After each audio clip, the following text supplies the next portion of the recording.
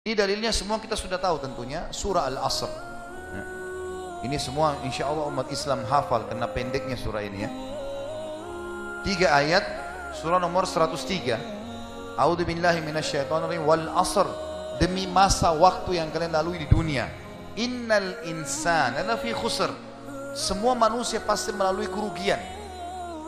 Illal ladzina amanu wa amilus solihat, kecuali orang yang beriman dan beramal saleh, itu tidak akan melalui kerugian.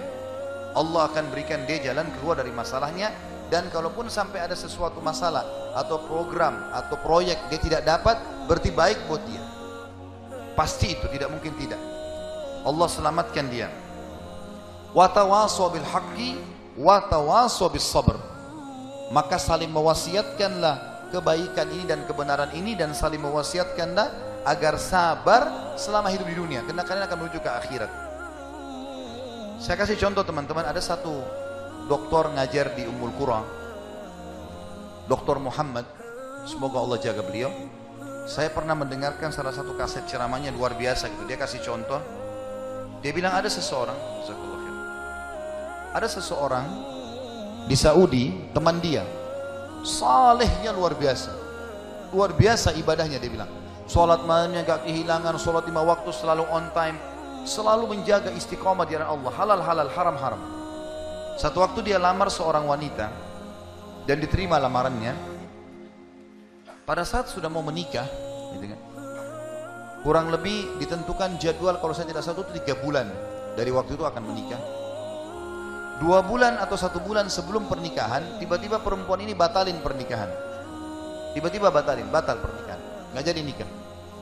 Laki-laki ini bertanya kepada calon mertuanya, ada apa? Saya juga nggak tahu. Ditanya perempuan ini oleh orang tuanya, kenapa nak? Malu keluarga? Enggak, pokoknya saya nggak mau nikah sama laki-laki ini. Bersikeras si perempuan tidak mau nikah. Kata Dr. Muhammad, dia bilang, saya setiap kali ketemu sama teman saya ini, teman saya selalu berdoa. Saya dengar doanya, ya Allah kembalikan wanita ini pada saya suka sama dia. Luar biasa merengeknya sama Allah. Dan saya saking kesian sama dia, sampai saya mengatakan, ya Allah kabulkan buat dia. Luar biasa dia mohonnya sama Allah. Tapi uniknya kata Dr. Muhammad, enggak dikabulkan, enggak dikasih sama Allah. Sampai tiba hari H pernikahan yang ditentukan tanggalnya, perempuan ini akhirnya memang dia tunggu waktu itu, ada laki-laki lain lamar, diterima sama dia. Diterima pada saat itu. Diterima lamaran laki-laki baru. Waktu sudah menikah sama laki-laki itu, si orang soleh ini, temannya Dr. Muhammad, berhenti berdoa. Itu selesai, jadi istrinya orang, nggak boleh kita doa lagi kan. Maka Dr. Muhammad mengatakan, saya justru bertanya-tanya pada saat itu, di mana bentuk kasih sayangnya Allah kepada teman saya? Dia sudah soleh, janji Allah baik, mestinya dia dapat yang dia mau. Kenapa di sini luput? Nah ini yang saya bilang di poin ke-11, Allah selamatkan dari kerugian dan bahaya. Ternyata dia bilang, justru setelah perempuan itu nikah sama laki-laki yang jadi suaminya sekarang, saya baru tahu bentuk kasih sayangnya Allah pada teman saya. Karena ternyata baru sebulan menikah, perempuan ini periksa ke dokter, dia punya sakit di dada sebelah kanannya, maaf di payudara sebelah kanan. Dokter memvonis kena kanker payudara yang kronis, harus dipotong. Sebulan menikah, payudara kanannya dipotong. Bulan kedua, kanker itu sudah menyebar ke payudara kiri dan dipotong dua-duanya dalam 2 bulan pernikahan. Bulan ketiga, ini kejadian nyata. Bulan ketiga, ternyata perempuan ini punya masalah di urat saraf di bagian otak belakangnya, sehingga membuat kedua matanya buta. Dan bulan keempat, wanita ini meninggal dunia. Kata dia, Dr. Muhammad bilang, subhanallah, kalau teman saya yang jadi suami dia, maka dia tidak akan menikmati pernikahan. Tapi Allah selamatkan dia dengan caranya. Jadi kadang-kadang ada yang luput dari kita. Kita sudah mohon sama Allah, Allah belum kasih. Kalau Allah tidak kasih, teman-teman yakin itu baik buat kita. Jangan sangka buruk sama Allah. Sebaliknya, kalau kita minta sesuatu yang besar kepada Allah, tidak ada yang mustahil. Yang penting kita merengek dan manja kepada Allah. Dalam kisah yang lain di Yaman, dan ini sempat kisahnya menghebohkan Timur Tengah, anak muda hafal Quran, matanya buta. Anak ini dari kecil tidak pernah sekolah, dia ditinggal di rumah, tapi orang tuanya panggilkan guru ngaji, dia hafal Quran. Satu waktu umurnya waktu mencapai sekitar 25 tahun, dia berpikir untuk menikah, punya perasaan fitrah manusia, walaupun dia tidak melihat dia ingin menikah. Setiap kali dia bicara sama ayahnya masalah pernikahan, ayahnya bilang, nak siapa yang mau menikah sama kamu? Nggak ada kerjaan, matamu buta gitu kan.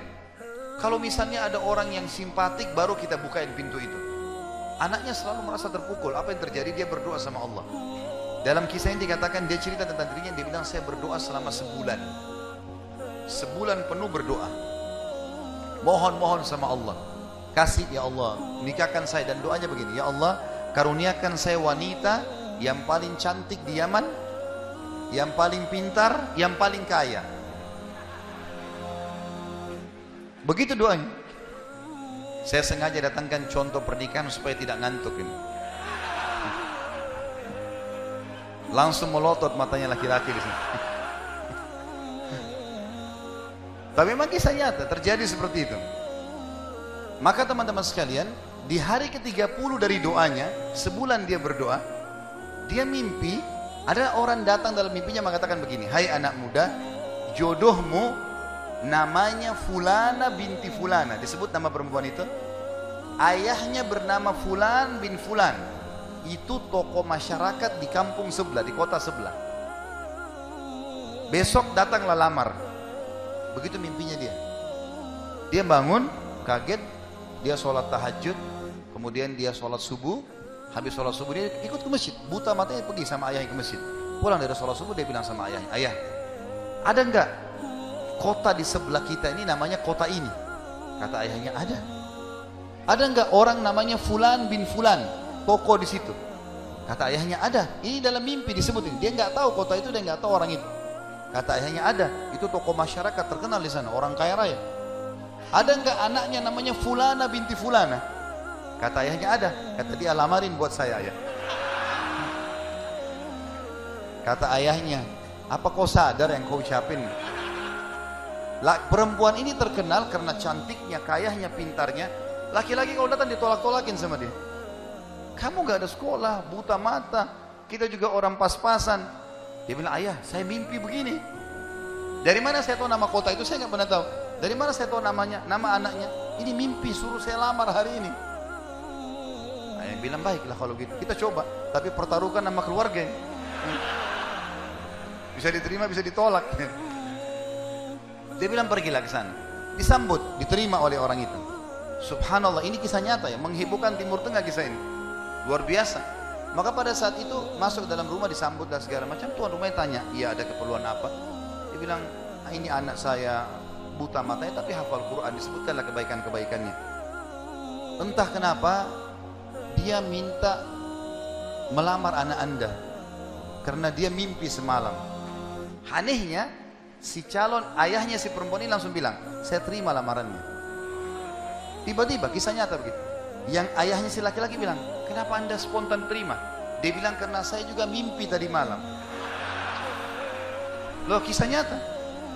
Dia bilang, saya juga mimpi tadi malam, kalau hari ini akan datang anak mantu saya, namanya nama anakmu ini. Cirinya dia. Matanya buta, hafal Quran, dari kampung sebelah kota kamu. Begitu mimpinya, luar biasa. Maka dia bilang, ayahnya bilang, tapi saya tidak tahu. Ini kan pagi-pagi tadi habis sholat subuh, siap-siap datang. Dia bilang, saya belum, kata ayahnya perempuan ini, saya belum tanya anak saya. Tergantung, anak saya terima ya sudah, kalau enggak ya enggak. Kata mereka, baik. Masuklah si ayah ke kamar anak perempuannya. Ini ayahnya ini sudah biasa, begitu ditanya, nah ada yang minta, saya nggak mau. Sudah biasa, nolak. Kata dia, nah dari kampung sebelah, kota ini ada, kampung ini ada si Fulan, matanya buta, mau melamar kamu. Anak perempuan itu bilang apa? Ayah nikahkan saya. Terima lamarannya. Kata ayahnya, bagaimana? Kau belum lihat orangnya? Dia bilang, tadi malam saya mimpi. Kisah nyata loh. Si perempuan itu mimpi, mengatakan akan datang jodohmu besok, namanya Fulana bin Fulan, dari negeri kota sebelah, buta matanya, hafal Quran, terima lamarannya, karena itu suami terbaik. Menikah gara-gara itu. Makanya sahabat dalam berdoa. Kita ini kadang-kadang atau antum ini sering berdoa baru 2 kali sudah ngomel sama Allah. Sebulan orang berdoa, beberapa hari, sabar. Jadi minta sama Allah tidak ada yang mustahil, gitu kan? Satu sisi yang lain, kalau kita sudah minta Allah belum kasih, berarti bukan Allah benci sama kita, justru Allah mau selamatkan kita, sebagaimana kisah tadi wanita yang buta itu. Ini namanya contoh orang selamat dari kerugian. Allah selamatkan dengan caranya. Masuk dalam semua lini teman-teman ya, proyek yang kita bisa dapatkan dan semuanya ini termasuk kebaikan.